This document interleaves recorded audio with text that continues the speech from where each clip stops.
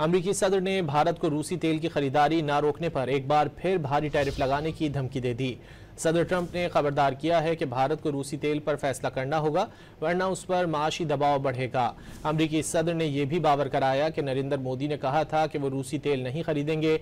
सदर ट्रंप ने इंदिया दिया है कि चीन के टैरिफ कम कर सकते हैं, मगर उसे अमरीका के लिए कुछ करना होगा। चाहते हैं कि चीन अमरीका के साथ नायाब मादनियात का खेल न खेले। With Prime Minister Modi of India, and he said he's not going to be doing the Russian oil thing. So that's it. Well, why would India say that they're not going to do? I don't know, but if they want to say that, then they'll just continue to pay massive tariffs, and they don't want to do that. अमरीकी सदर ने भारत को रूसी तेल की खरीदारी न रोकने पर एक बार फिर भारी टैरिफ लगाने की धमकी दे दी। सदर ट्रंप ने खबरदार किया है कि भारत को रूसी तेल पर फैसला करना होगा, वरना उस पर माशी दबाव बढ़ेगा।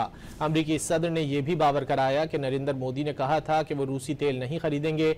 सदर ट्रंप ने इंदिया दिया है कि चीन के टैरिफ कम कर सकते हैं, मगर उसे अमरीका के लिए कुछ करना होगा। चाहते हैं कि चीन अमरीका के साथ नायाब मादनियात का खेल न खेले।